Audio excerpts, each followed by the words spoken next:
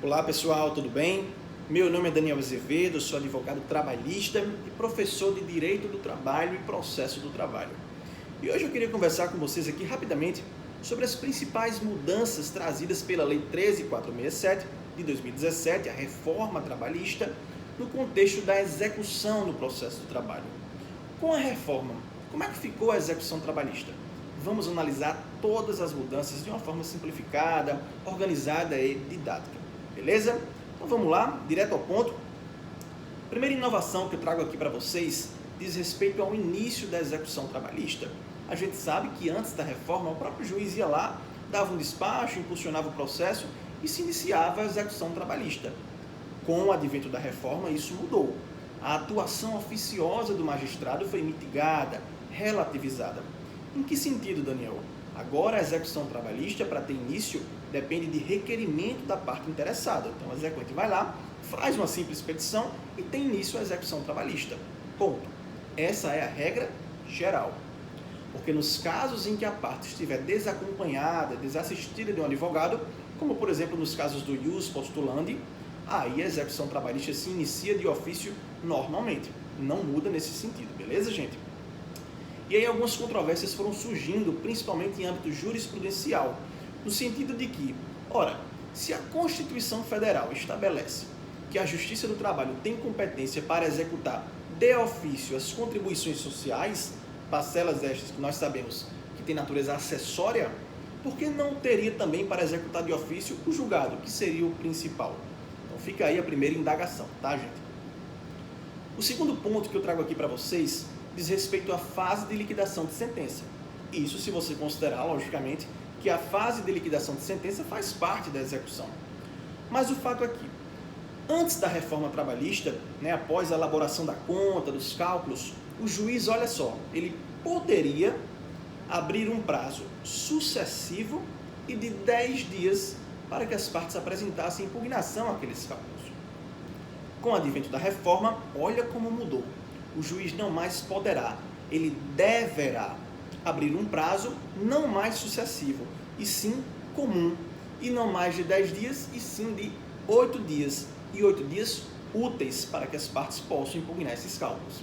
A gente sabe que agora, com a reforma, os prazos processuais, no âmbito do processo do trabalho, são contados em dias úteis, assim como no CPC. Beleza, gente? Super tranquilo, né? Então vamos adiante. Terceira inovação diz respeito às contribuições sociais. Olha o que a CLT dispunha antes da reforma trabalhista. Eu vou ler aqui para vocês, tá? Artigo 876, parágrafo único. A Justiça do Trabalho, ela é competente para a execução das contribuições sociais sobre os salários já pagos durante o período contratual reconhecido. A CLT basicamente estava se referindo às sentenças meramente declaratórias. Mas aí a gente sabe que veio o TST, veio o STF, através de súmulas, e disseram o seguinte, olha, de fato, a Justiça do Trabalho tem competência para executar de ofício contribuições sociais, mas contribuições sociais, desde que estas se refiram às sentenças condenatórias em pecúnia ou objeto do acordo judicial homologado. Ou seja, o TST e o STF, o STF na súmula vinculante 53 e o TST na súmula 368, item 1, restringiam essa competência da Justiça do Trabalho para executar de ofício as contribuições sociais, as sentenças condenatórias em pecúnia que proferir ou objeto de acordo judicial homologado. O que mudou então com a reforma trabalhista, Daniel? Esse entendimento das súmulas vinculantes 53 do STF e 368, item 1 do TST, passou para a CLT. E agora a CLT ratifica esse entendimento que já estava sumulado e ainda está sumulado. Beleza? Super tranquilo, super fácil, tá, gente? Bom, a quarta mudança diz respeito ao seguro garantia judicial. O que é isso, Daniel? Vou explicar de uma forma bem simplificada para todo mundo entender aqui, tá, gente?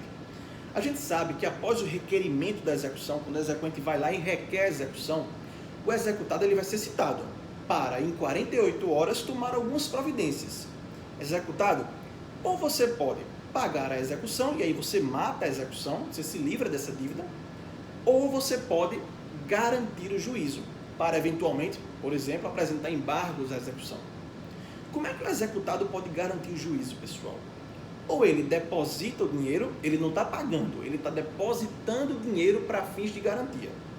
Ou ele deposita o dinheiro, ou ele nomeia bens à penhora, ou ele apresenta um seguro-garantia judicial.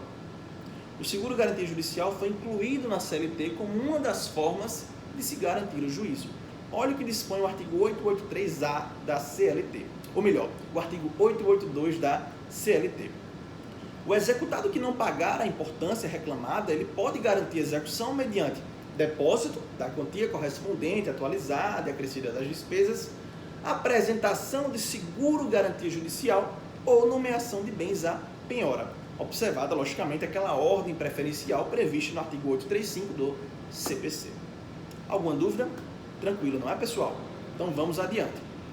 A quinta mudança diz respeito a algumas formas de coerção, que agora estão previstas em lei, para que o executado se sinta obrigado e ache mais vantajoso cumprir a decisão.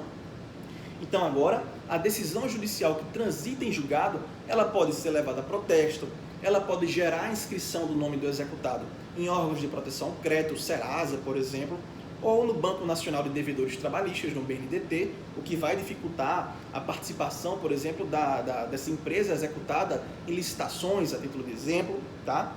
E tudo isso, todas essas medidas só podem ser tomadas após decorrido o transcorrido o prazo de 45 dias a contar da citação do executado, se não houver a garantia do juízo. Então foram medidas estabelecidas da CLT para que o executado se sinta coagido a cumprir aquela decisão. Beleza? Vamos adiante.